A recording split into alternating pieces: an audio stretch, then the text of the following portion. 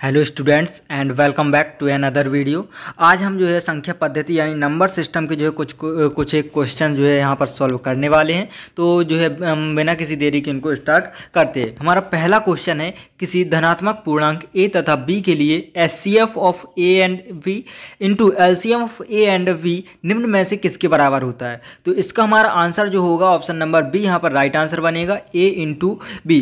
यहाँ पर हमने जो है पिछली वीडियोज़ में जिसमें हमने कॉन्सेप्ट पढ़े थे उसमें हमने पढ़ा भी है कि जो है HCF क्या है, किन्हीं दो संख्याओं का HCF इंटू LCM बराबर a इंटू बी। वहाँ पर मैंने बताया भी था कि ये डायरेक्ट जो है आइडेंटिटी जो होती है, इसकी जो सर्वसमीका वगैरह होती है, फॉर्मूला जो है ये डायरेक्ट जो है ऑब्जेक्टिव में भी पूछ सकते हैं। तो यहाँ पर डायरेक्ट ऑब्जेक्टिव में इस तरह से ये पूछ सकते हैं। ठीक, इसके बाद हमारा अगला क्वेश्चन है, गणितज्ञों का राजकुमार प्रायः निम्नलिखित में से किस गणितज्ञ को कहा जाता है। हमारा राइट आंसर जो है ऑप्शन नंबर बी है, कार्ल फ्रेडरिक गॉस जो है इनको क्या है, गणितज्ञों का राजकुमार कहा जाता है। इसके बाद अगला क्वेश्चन है, क्वेश्चन नंबर थर्ड, किसी पूर्णांक m के लिए क्या है, किसी पूर्णांक m के लिए प्रत्येक सम पूर्णांक का रूप क्या है। तो मान लो कि कोई पूर्णांक जैसे m है, ठीक, अब हम यहाँ पर m इज इक्वल टू पूर्णांक क्या है 1 लेते हैं। तो ये क्या है, m अगर 1 है तो 1 तो देखो सम संख्या होगी नहीं। अब मान लेते हैं हम m प्लस 1 लेते हैं। अब हमने यहाँ पर क्या ले लिया, m को हमने 2 ले लिया। अगर m को 2 लिया तो 2 1 3, ये क्या है 3 आ गई, तो 3 फिर से एक सम संख्या नहीं है।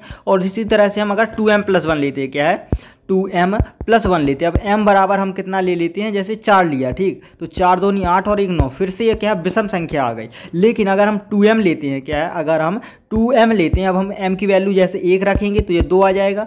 m की वैल्यू हम अगर 2 रखते हैं तो क्या आएगा 4, m की वैल्यू 3 रखते हैं तो 6। इस तरह से क्या है सम संख्या बनेंगी यहाँ पर। ठीक, तो यहाँ पर हमारा जो राइट आंसर बनेगा वो ऑप्शन नंबर सी होगा। 2m क्या है, एक सम पूर्णांक के रूप में होगा। ठीक, इसके बाद अगला क्वेश्चन है, किसी पूर्णांक के लिए प्रत्येक विषम पूर्णांक का रूप क्या है। तो किसी पूर्णांक के लिए विषम के लिए क्या है 2q प्लस 1, क्या है विषम, यह क्या है 2q प्लस हो जाएगा 2q। यहाँ पर कोई भी संख्या हम रखेंगे तो ये सम बन जाएगी और उसमें प्लस 1 ऐड करेंगे तो ये क्या है विषम बन जाएगी। तो 2q प्लस 1 क्या है, एक विषम संख्या के पूर्णांक के रूप में यहाँ पर है। तो हमारा राइट आंसर जो होगा वो ऑप्शन नंबर बी होगा। इसके बाद नेक्स्ट क्वेश्चन है, क्वेश्चन नंबर 5। क्वेश्चन नंबर 5 कहता है n-1 8 से विभाज्य है यदि n क्या है एक। देखिए अगर हम यहाँ पर क्या लेते हैं, n एक पूर्णांक, ठीक, तो पूर्णांक n एक प्राकृत संख्या, n एक सम संख्या और n एक क्या है विषम संख्या। हमें यहाँ पर बताना है कि क्या है जो 8 से विभाज्य है। तो अगर हम एक क्या है विषम संख्या लेते हैं, जैसे n जो है एक विषम संख्या है, n को हम ले लेते हैं क्या है 9 ले लिया जैसे, ठीक, n क्या है 9 है। अब 9 में से हम 1 घटाएंगे तो ये 8 आ रहा, 8 जो है 8 से विभाज्य। इसके बाद हम जो है एक 17 ले लेते हैं, जैसे 17 में से 1 गया तो 16 और यहाँ से डिवाइड किया तो क्या है 8 से डिवाइड हो जाता है। लेकिन अब इसी की जगह हम क्या है एक पूर्णांक ले लेते हैं। पूर्णांक के तौर पर हमने क्या है 2 ले लिया, या हम 10 ले लेते हैं, 8 से बड़ी संख्या ही लेते हैं। 10 में से 1 गया तो 9 क्या है 8 से डिवाइड नहीं होती। इसी तरह एक प्राकृत संख्या में हम 10 ले सकते हैं, एक विषम संख्या और एक सम संख्या के लिए हम 10 ले सकते हैं। लेकिन विषम संख्या हम लेंगे तो क्या है n-1 जो है 8 से विभाज्य होगा। तो यहाँ पर हमारा जो राइट आंसर बनेगा ऑप्शन नंबर डी। हालांकि यहाँ पर ऐसी बहुत सारी संख्याएं होंगी, जैसे हम विषम संख्या में भी ले लें तो अगर हम 12 रखते हैं तो 12-1, और ये क्या है विषम संख्या जो है 11 लेते, 11-1 10, तो 10 जो है पूर्णतः जो है 8 से विभाजित नहीं है। लेकिन जो है कुछ यहाँ पर क्या है ऐसी संख्याएं हैं हम विषम संख्याओं में तो कि जो है 8 से डिविजिबल होगी। तो यहाँ पर हम जो राइट आंसर अपना लगाएंगे वो ऑप्शन नंबर डी ही लगाएंगे। इसके बाद जो है अगला क्वेश्चन है, क्वेश्चन नंबर 6। क्वेश्चन नंबर 6 है, n+1 8 से विभाज्य है यदि n। तो यहाँ पर अगेन जो है क्या है एक यहाँ पर विषम संख्या होगी, क्या है एक विषम संख्या, n+1 8 से विभाज्य यदि n क्या है एक विषम संख्या है। इसके बाद अगला क्वेश्चन है, क्वेश्चन नंबर 7। क्वेश्चन नंबर 7 है, 625 के अभाज्य गुणनखंड की 5 का घात हुआ। तो हम सीधे 625 की क्या अभाज्य गुणनखंड करेंगे तो यहाँ से जो 5 बार जाएगा, यहाँ पर क्या है 625 है और हम इसको 5 से डिवाइड करेंगे तो 5 एकम 5 और यहाँ से हासिल तो ये क्या है 125 बार जाता है, 125 बार। इसके बाद क्या है 5 दूनी 10 और ये 25 बार। इसके बाद 5 5 25 और 5 एकम 5, मतलब 5 की घात 4 हो रहा है, क्या है 5 की घात 4। तो यहाँ पर हमारा जो राइट आंसर है ऑप्शन नंबर डी हो जाएगा।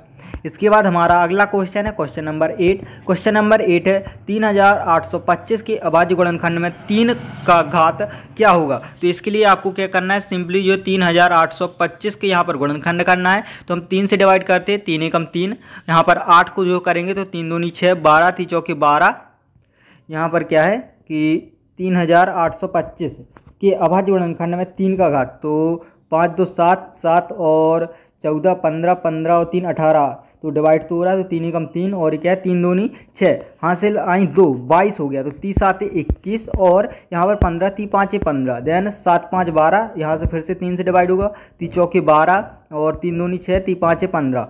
अब क्या है 5 और 4 9 2 11, अब नहीं होगा, तो यहाँ पर 3 की घात 2, इसमें जो है 3 की घात 2 बनेगा। तो यहाँ पर हमारा जो राइट आंसर है ऑप्शन नंबर ए हो जाएगा। क्या है, ऑप्शन नंबर ए जो है यहाँ पर हमारा राइट आंसर हो जाएगा।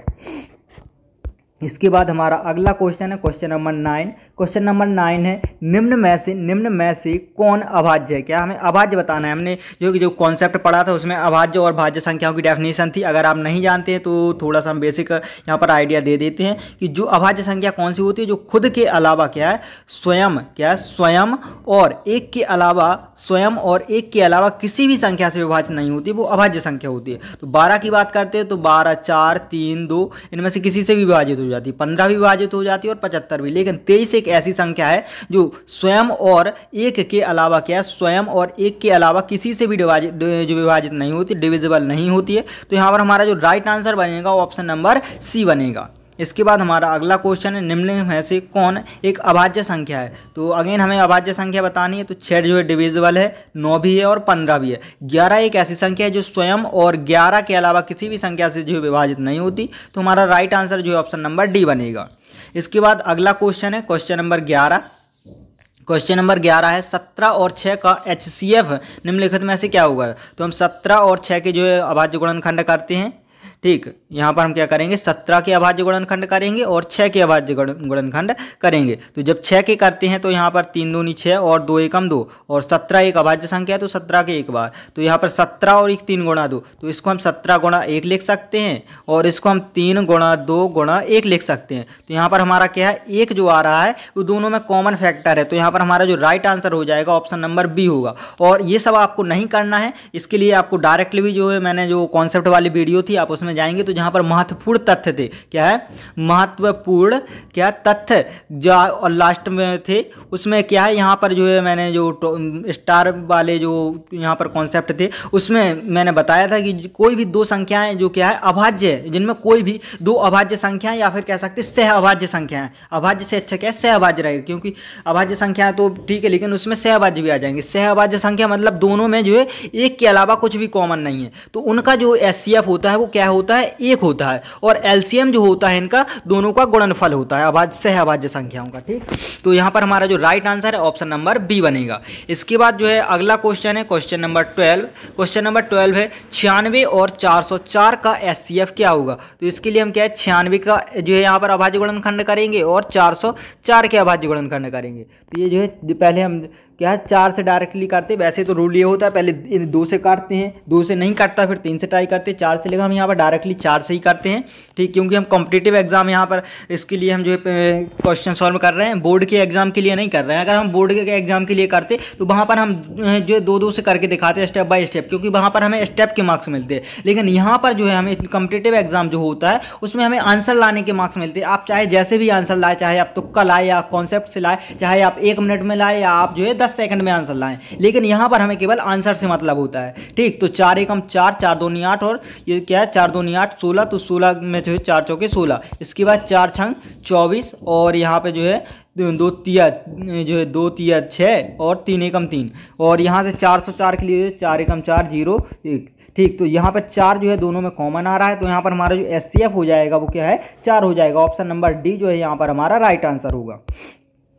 इसके बाद अगला क्वेश्चन है क्वेश्चन नंबर 13। क्वेश्चन नंबर 13 है 306 और 54 का HCF क्या है। तो इसको जो है आप ट्राई कीजिए। आप जो पहले 306 के अभाज्य गुणनखंड कीजिए, यहाँ पर जो है 54 के अभाज्य गुणनखंड कीजिए और दोनों में देखिए आपके क्या कॉमन आ रहा है। दोनों में जो कॉमन आएगा आपका जो है वह आंसर हो जाएगा। ठीक, इसके बाद हमारा अगला क्वेश्चन है क्वेश्चन नंबर जो है 14। क्वेश्चन नंबर 14 है 12, 15 और 21 का लघुत्तम समापवर्तक मतलब LCM जो है ज्ञात करना है। ठीक, LCM के लिए आपको जो है ज़्यादा अलग अलग नहीं करना है सबका, आपको सीधा इकट्ठा अभाज्य गुणन करना है कि 12, 15 और 21 है। तो यहाँ पर 12, 15 और 21 इनकी क्या है अभाज्य गुणनखंड करने हैं। तो आप पहले 3 से डिवाइड कीजिए, 3 चौके 12, 3 5 15 और 3 7 21। इसके बाद 4, 5 और 7 से होगा। तो यहाँ पर क्या है 4 5 20 और 20 60, 60 गुणे 7 तो 6 7 42 मतलब 420 यहाँ पर हमारा जो है राइट आंसर बन जाएगा 420। इसी तरह से जो है आपको एग्जाम में करना, इनको ऐसे अलग अलग जो इनके अभाज्य गुणनखंड नहीं करने जैसे आप बोर्ड एग्जाम में करते थे। यहाँ पर आपको कॉम्पिटिटिव एग्जाम में बहुत कम से कम टाइम में करना होता है। ठीक, तो आपको यही मेथड जो है वहां पर अपनाना है और बहुत ही आसानी से इसका आंसर आप फाइंड आउट कर सकते हैं। यहाँ पर राइट आंसर आपका ऑप्शन नंबर ए होगा। इसके बाद अगला क्वेश्चन है क्वेश्चन नंबर 15। क्वेश्चन नंबर 15 है 8, 9 और 25 क्या है 8, 9 और 25 का LCM। तो आप यहाँ पर डायरेक्टली इनके अभाज्य गुणनखंड किए बिना भी देखिए इस तरह से आप इसको सॉल्व कर सकते हैं। देखिए आपको क्या करना है 8, 9 और 25 है। तो 8 में आप देखेंगे कि 2 गुणा क्या हो रहा है कि 8 क्या है 8, 9 और 25 है। आप 8 में देखिए तो 2 गुणा 2 गुणा 2 बन रहा है। ये आप मन में ही सोचना है, आपको जो कॉपी पर नहीं लिखना है, आप पेन भी नहीं चलाएंगे और इस तरह से जो आपका आंसर यहाँ पर आ सकता है बहुत कभी कम टाइम में। ठीक, 9 को आप देखते हैं 3 गुणा 3 होता है और 25 को आप देखते हैं तो 5 गुणा 5 होता है। इनमें कोई भी कॉमन नहीं है। तो आपने फैक्ट पढ़ा था कि जो है 2 या 2 से अधिक संख्या है जिनमें जो कुछ भी कॉमन नहीं है तो क्या है उनका LCM जो होता है उनका गुणनफल होता है। तो डायरेक्टली आपको यहाँ पर क्या है इनका गुणा कर देना है। ठीक, तो 25 8 क्या होता है 200 और 200 का जो है 00 यहाँ पर 200 और ये क्या है 9। ठीक, तो 9 दूनी 18, 18 से यहाँ पर क्या आपका राइट आंसर आ गया। अब आप इसको जो है अपने माइंड में ही कर सकते हैं, बहुत ही शार्प जो है कैलकुलेशन है, बहुत ही जो है क्विक हो जाएगी। तो इसका जो राइट आंसर आपका बन जाएगा 18 आ जाएगा। इसमें आप पेन भी नहीं चलाएंगे और आपका आंसर यहाँ पर जो है बहुत ही कम टाइम में आ जाएगा। इसके बाद अगला क्वेश्चन है क्वेश्चन नंबर 16। क्वेश्चन नंबर 16 है LCM कितने का 91 और 26 का क्या है 182 है। तो हमें बताना क्या SCF यहाँ पर बताना है। ठीक, तो यहाँ पर देखिए आपको यहाँ पर 2 तरीके मिल सकते हैं। एक आप क्या करेंगे LCM इंटू HCF बराबर दोनों संख्याओं का गुणनफल क्या है 91 गुणा 26। LCM इसका 182 है। ठीक, 182 एंड इसके बाद क्या है SCF इंटू HCF है बराबर 91 गुणा 26। तो अब इसको क्या आप पक्षांतर करेंगे तो क्या हो जाएगा 91 गुणा क्या है 26 बटे 182। एक तो ये हो गया तरीका। इसके बाद दूसरा तरीका आप क्या कर सकते हैं, आप डायरेक्ट जो है 91 और 100 के यहाँ 91 और 26 का आप यहाँ पर अभाज्य गुणनखंड कीजिए। तो क्या होगा 13 7 91, 7 एकम 7, 13 दूनी 26 और 2 एकम 2, 13 यहाँ पर कॉमन है तो 13 इसका राइट आंसर हो जाएगा। तीसरा मेथड क्या है, आप डायरेक्ट यहाँ पर लिखिए क्या है 91 और 26। आप पेन नहीं चलाइए आप। ठीक, आप माइंड में ही सोचिए। क्या है आप जब माइंड में कैलकुलेशन करते हैं तो आपका माइंड बहुत ज़्यादा एक्टिव हो जाता है और आपको जो है क्वेश्चन और कैलकुलेशन जो होती है उसकी स्पीड बढ़ जाती है। ठीक, तो आपको क्या सोचना 91 क्या होता है 13 7 91, इसमें 13 आ रहा है। 26 क्या है 13 दूनी 26, इसमें भी 13 आ रहा है। दोनों में कॉमन क्या है 13। हमारा राइट आंसर क्या हो जाएगा 13 यहाँ पर राइट आंसर हो जाएगा। इसके बाद आपका नेक्स्ट क्वेश्चन है क्वेश्चन नंबर 17। क्वेश्चन नंबर 17 है यदि LCM कितने का 72 और 126 का 504 है तो SCF आपको करना है 72 और 126 का। तो आप इस क्वेश्चन को सेम वैसे ही करना है जैसे आपने क्वेश्चन नंबर 16 किया है। तो इसको हम यहाँ पर छोड़ देते हैं, इसको आप करेंगे। ठीक, और इसका आंसर जो है आपको कमेंट सेक्शन में जरूर बताना है। इसके बाद जो नेक्स्ट क्वेश्चन है क्वेश्चन नंबर 18। क्वेश्चन नंबर 18 है SCF क्या है 36 और 64 का क्या है 4 है। हमें LCM बताना है 36 और 64 का। तो यहाँ पर क्या है 36 गुणा 64, ये दोनों संख्याएं हैं और LCM इसका 4 है, SCF 4 है तो हमें LCM इसका बताना है। तो 4 एकम 4, 4 नाम 36। अब 9 चौके 36 की 6 क्या है 9 चौके 36 की 6 हासिल क्या आई 3, 9 6 नारे 54, 54 और 3 57 मतलब कि 576 यहाँ पर आपका राइट आंसर हो गया। ठीक, इसके बाद हमारा अगला क्वेश्चन है क्वेश्चन नंबर 19। तो क्वेश्चन नंबर 19 जो है सेम है तो इसको भी आप ट्राई कीजिए। इसके बाद नेक्स्ट क्वेश्चन है क्वेश्चन नंबर 20। अब इसको हम जो है थोड़ा ट्राई कर लेते हैं, हम यहाँ पर सॉल्व कर लेते हैं। क्वेश्चन नंबर 20 है SCF क्या है 253 और 440 का 11 है। LCM जो है इसका 253 x गुणा r है। ठीक, तो दोनों संख्याओं का गुणनफल क्या है 253 × 440।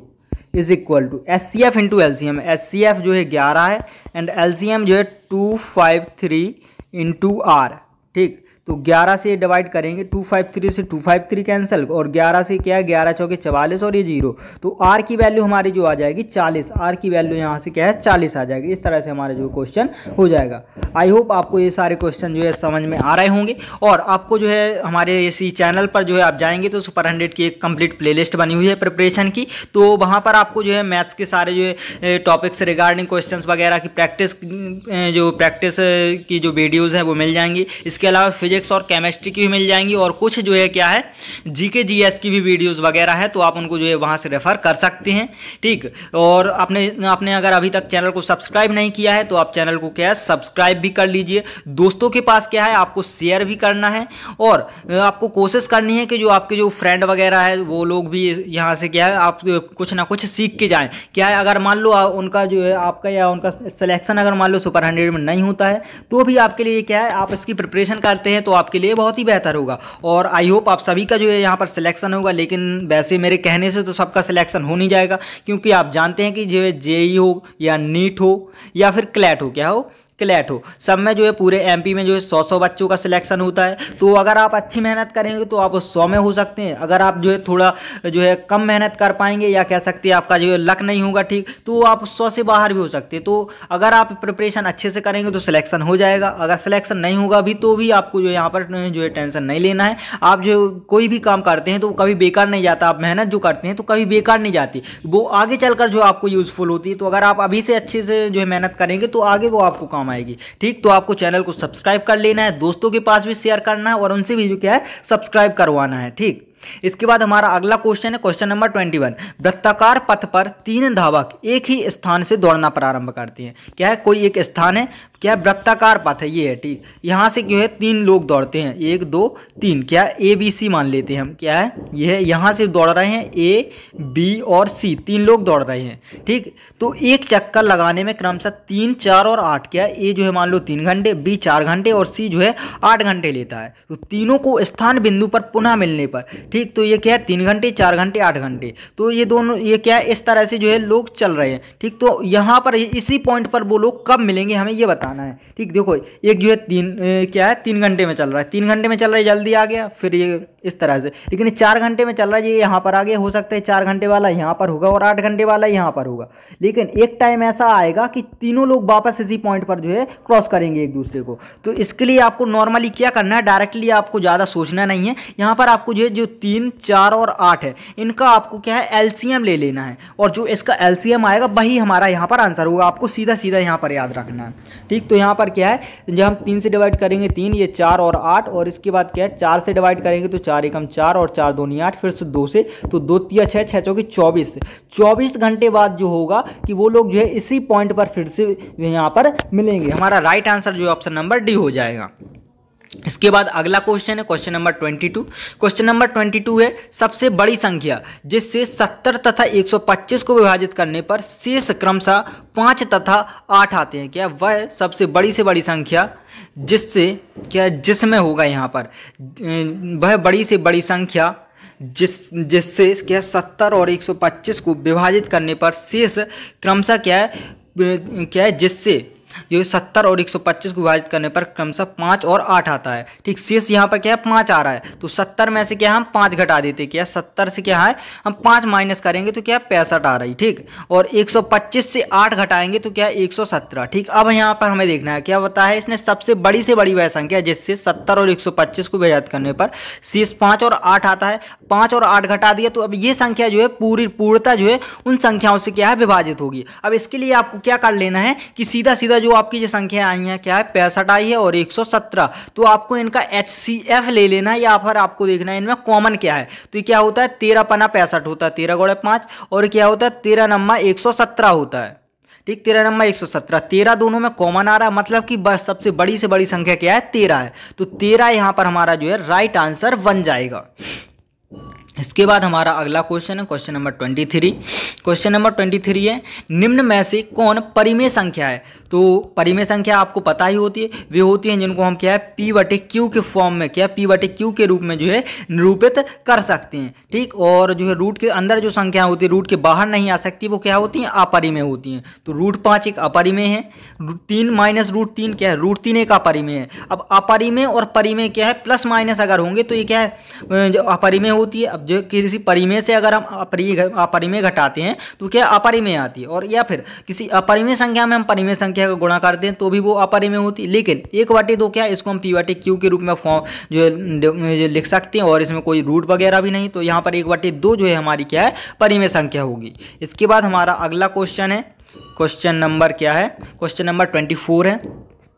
क्वेश्चन नंबर 24 है, निम्न में से कौन परिमेय संख्या नहीं है। ठीक, परिमेय संख्या नहीं है ये पूछा है। तो 3 जो क्या है एक परिमेय संख्या। अब आप यहाँ पर √81 को देखेंगे तो √81 को हम क्या लिख सकते हैं √9 × 9, और जब जो है रूट के अंदर कोई संख्या जोड़े में होती है तो बाहर आ जाती है, तो यहाँ पर 9 क्या एक परिमेय संख्या होती है। इसी तरह जो है √4 जो है √4 को हम 2 × 2 लिख सकते हैं, तो जोड़े से जो रूट के बाहर आएगी तो जोड़े से क्या है 2 आ जाएगी।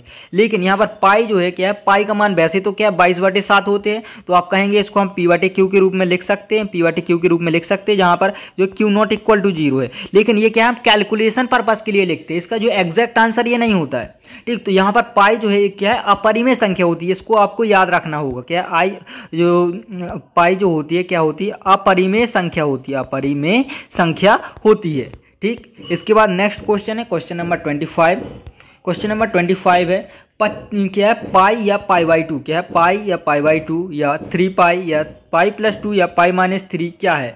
तो जो है पाई क्या है एक अपरिमेय संख्या है, π/2 भी फिर एक अपरिमेय संख्या होगी। ये किसी भी अपरिमेय संख्या में चाहे हम गुणा करें, किसी भी संख्या को गुणा करें, भाग करें, जोड़ें या फिर घटाएं, क्या है घटाएं, कुछ भी करें वो अपरिमेय संख्या ही होगी। तो यहाँ पर हमारा जो राइट आंसर होगा ऑप्शन नंबर बी होगा अपरिमेय संख्या।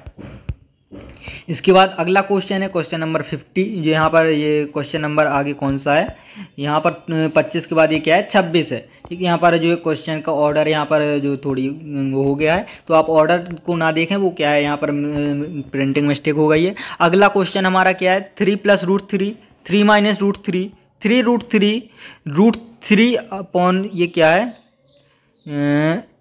ये टोटल यहाँ पर √3 / 3 है, और ये क्या है 3 × √3 / 3। तो सभी क्या है अपरिमेय संख्या ही होंगी, तो ऑप्शन नंबर बी यहाँ पर हमारा जो है राइट आंसर होगा। इसके बाद अगला क्वेश्चन है दो परिमेय संख्याओं के बीच परिमेय संख्या होती हैं। तो आपको पता ही होगा दो परिमेय संख्याओं के बीच क्या है अनंत परिमेय संख्या होती है, जैसे 1 और 2। तो 1 और 2 के बीच क्या है अनंत परिमेय संख्या होती है, जैसे 1/2, 1/3, 1/4 बहुत सारी होती है।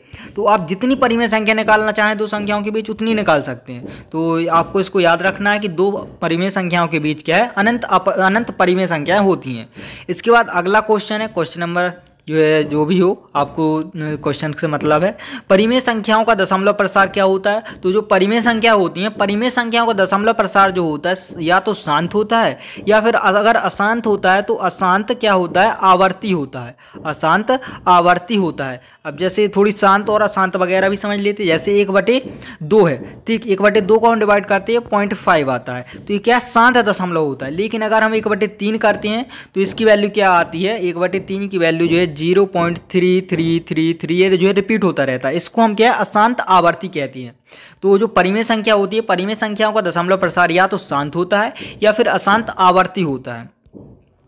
इसके बाद अगला क्वेश्चन है क्वेश्चन जो भी है अपरिमेय संख्याओं का दशमलव प्रसार कैसा होता है। तो अपरिमेय संख्या जो होती है उनका दशमलव प्रसार क्या होता है अशांत अनावर्ती होता है। क्या अशांत अनावर्ती होता है। अनावर्ती कैसा होता है इसको हम थोड़ी समझ लेते हैं, जैसे कोई संख्या है 2.33 4 4 4 5 6 6 मतलब कुछ भी आता रहेगा अपने मन से, कोई और कोई पैटर्न भी बन सकता है, लेकिन ये नहीं रहेगा कि जैसे 3 3 3 आ रहा है, इस तरह से नहीं होगा। हो सकता है ऐसा है 3 पहले एक बार आए, इसके बाद 0 फिर 3 फिर 0 फिर 3 बार 3 3 आ जाए, इस तरह से कोई भी पैटर्न यहाँ पर फॉलो कर सकता है। लेकिन ये जो संख्या आगे जो है एक ही संख्या रिपीट नहीं होती, तो उसको क्या है अशांत अनावर्ती कहते हैं, मतलब कि वो कभी आगे रुकेगा नहीं, वो जो है बढ़ता ही जाएगा आगे। ठीक, तो इसके बाद हमारा अगला क्वेश्चन क्वेश्चन है। अगला क्वेश्चन क्या है, परिमेय संख्या p बटे q में q का अभाज्य गुणनखंड क्या है, 2 की पावर m या 5 की पावर n या 2 की पावर m इंटू 5 की पावर n,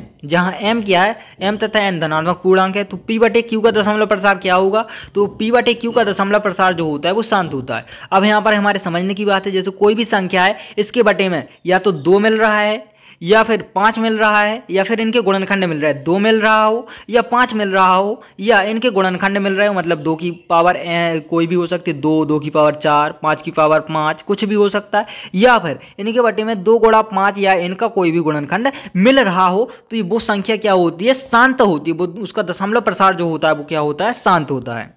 इसके अलावा अगर कोई भी संख्या जैसे ऐसा है 2 बटे 1 बटे 2 गुणा 3 है, तो अब इसमें 2 तो है लेकिन साथ में 3 भी आ रहा है, तो फिर ये क्या हो जाती है, अशांत हो जाती है। अगर 3 आ रहा है या फिर हम ऐसा करते 1 बटे 2 गुणा 5 गुणा 9, तो ये क्या है, 2 गुणा 5 तो है लेकिन साथ में 9 आ रहा है, तो इस वजह से क्या है, अशांत हो जाएगी। हमें केवल 1 बटे 2 हो या 1 बटे 5 हो या 1 बटे 2 गुणा 5 या इनका गुणनखंड, तो ही ये क्या है, शांत होगी, अदरवाइज अशांत। तो यहाँ पर हमारा जो राइट आंसर है वो ऑप्शन नंबर ए हो रहा है। इसके बाद अगला क्वेश्चन है, निम्न में से किस भिन्न का दशमलव प्रसार शांत है। तो दशमलव प्रसार शांत के लिए ये देखिए 11 बटे 8 क्या है, 11 बटे 2 की घात 3 है, और 11 बटे 24 है, 24 में क्या बन रहा है, 8 गुणा 3, क्या 2 की घात 3 तो है लेकिन क्या है, 3 आ रहा है साथ में, 3 की वजह से क्या है, अशांत हो जाएगा, क्या हो जाएगा, अशांत हो गया। इसके बाद 13 बटे 75, 75 क्या होता है, 25 गुणा 3, इसमें बटे में 3 आ गया तो ये भी क्या है, अशांत हो गया। और 13 बटे 30, तो 30 में क्या होता है, 3 गुणा 10, 10 तो 2 गुणा 5 बन रहा है लेकिन 3 आ गया, इस वजह से ये भी अशांत है। तो यहाँ हमारा जो राइट आंसर वो बनेगा ऑप्शन नंबर ए, 11 बटे 8 बनेगा।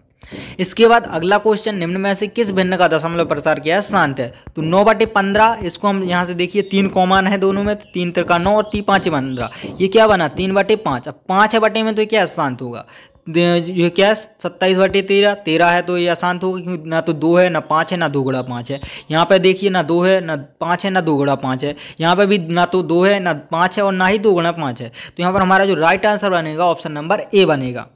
इसके बाद अगला क्वेश्चन है, निम्न में से किस भिन्न का दशमलव प्रसार अशांत है। अशांत की बात बताना है, तो ये क्या है 25 जो है 5 गुणा 5 है, 25 5 गुणा 5, और 8 क्या है 2 गुणा 2 गुणा 2 है, लेकिन 21 में क्या है 3 गुणा 7, मतलब क्या है अशांत होगा। तो राइट आंसर हमारा ऑप्शन नंबर डी होगा। इसके बाद नेक्स्ट क्वेश्चन है, निम्न में से किसका दशमलव प्रसार अशांत आवर्ती होगा। क्या अशांत आवर्ती हमें बताना है, तो देखिए ये क्या है, शांत है, इसका भी शांत है क्योंकि इसमें बटे में 8 आ रहा है, इसमें 25 है। इसके बाद आगे क्या है, आगे देखिए इसमें 5 है तो ये भी क्या हो जाएगा, इसमें 5 है तो ये जो है शांत होगा, लेकिन 5 बटे 12 में क्या है, 5 बटे 12 जो है 3 गुणा 4 बन रहा है, 3 आ रहा तो ये क्या अशांत आवर्ती होगा, अशांत या अशांत आवर्ती। ठीक, तो यहाँ पर राइट आंसर हमारा ऑप्शन नंबर डी होगा। इसके बाद अगला क्वेश्चन है, 45 बटे 180 का दशमलव प्रसार क्या होगा। तो पहले 45 बटे 180 में हम देखते हैं, इसमें कुछ कॉमन है, कट रहा है। ठीक, तो यहाँ से हम क्या करेंगे, यहाँ से पहले हम 3 एकम 9 से सीधा काटते हैं, 9 पन्ना 45 और 9 2 18, इसके बाद 5 एकम 5, 5 चौके 20, 1 बटे 4, इसमें बटे में 4 है तो क्या शांत है, क्या हो जाएगा, शांत हो जाएगा। इसी तरह से नेक्स्ट क्वेश्चन आपको ट्राई करना है, 25 बटे 75, इसको भी मैं नहीं हो तो मैं करके दिखा देता हूँ। 25 बटे 75 है, ठीक, 25 एकम 25, 25 तिया 75, 1 बटे 3 आ रहा है, 1 बटे 3 क्या होता है, इसमें ना तो 1 बटे 2 है ना 1 बटे 5 है और ना ही 1 बटे 2 गुणा 5 है। ठीक, तो यहाँ पर हमारा जो इसका एक बनेगा अशांत बनेगा। अशांत क्या है, इसका जो राइट आंसर बन जाएगा वो अशांत बनेगा। ठीक, अब अशांत आवर्ती देखते हैं या अशांत ही है, तो 1 बटे क्या बन रहा है, इसमें 1 बटे 3 बन रहा है, तो 1 बटे 3 क्या होता है कि 0 पॉइंट क्या है 3333, ये आवर्ती है तो क्या अशांत आवर्ती बनेगा। ऑप्शन नंबर बी नहीं, यहाँ पर ऑप्शन नंबर जो है सी यहाँ पर हमारा राइट आंसर होगा, अशांत आवर्ती।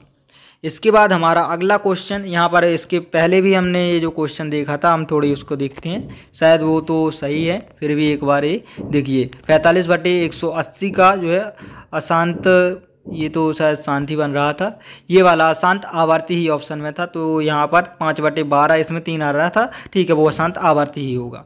इसके बाद अगला क्वेश्चन ये देखिए, इसमें क्या है कि जो है 2.01202 या फिर 5.2333, ये मतलब क्या है, ये जो है देखिए शांत है और ये वाला जो है ये अशांत आवर्ती है। तो क्या है, देखिए मैंने अभी ऊपर बताया कि जो परिमेय संख्या होती है, क्या होती है, परिमेय संख्या होती है, उनका दशमलव प्रसार या तो शांत होता है या फिर अशांत आवर्ती होता है। क्या होता है, अशांत आवर्ती होता है। ठीक, या तो शांत होता है या अशांत आवर्ती। तो ये वाला शांत है और ये अशांत आवर्ती, तो ये दोनों क्या होंगी, परिमेय संख्या होंगी। ऑप्शन नंबर सी हमारा राइट आंसर होगा। इसके बाद नेक्स्ट क्वेश्चन है संख्या 0.211, 2111, 2111, फिर 2 आएगा, फिर 1111। इस तरह से ये पैटर्न मैंने जैसे जिक्र किया था वैसे ही है। ये यहाँ पर 5 बार आया, इसके बाद आगे जो है 6 बार 1-1 आएगा, इसके बाद 2, फिर 7 बार 1-1 आएगा। तो इस तरह से क्या है, अशांत आवर्ती है। क्या है, अशांत आवर्ती। और अशांत आवर्ती किन संख्याओं का दशमलव प्रसार होता है, जो अपरिमेय संख्या होती है। क्या होती है, अपरिमेय संख्या जो होती है उनका दशमलव प्रसार अशांत आवर्ती होता है। तो हमारा यहाँ पर राइट आंसर जो बनेगा ऑप्शन नंबर बी बनेगा, अपरिमेय संख्या। इसके बाद अगला क्वेश्चन है, तो ये तो शायद क्वेश्चन रिपीट ही हो रहा है। इसके बाद नेक्स्ट क्वेश्चन, तो यहाँ पर हमारे क्वेश्चन जो है पूरे हो चुके हैं। आई होप यहाँ पर आपको जो क्वेश्चन जो मैंने करवाए हैं वो सभी जो है आपको समझ में आए होंगे। और कोई सजेशन हो आपको कि आपको अगर लग रहा हो कि यहाँ पर काफ़ी जो है फास्ट हो रहा है, तो मैं अगली वीडियो में कोशिश करूँगा कि अगर आप कहते हैं कि फास्ट हो रहा है तो स्लो पढ़ाऊँगा। और अगर आपको और भी किसी तरह के जो है इसमें सुधार चाहिए हो तो आप अपनी डाउट यहाँ पर जो है पूछ सकते कमेंट सेक्शन में। इसके अलावा अगर आपने अभी तक चैनल को सब्सक्राइब नहीं किया है तो आप जो चैनल को सब्सक्राइब जरूर करें और अपने दोस्तों के पास भी शेयर करें। ठीक, और इसके अलावा और भी कोई भी डाउट हो आपको A to Z सुपर 100 के रिगार्डिंग या कोई भी और एग्जाम हो तो आप हमसे बेझिझक जो है पूछ सकते हैं।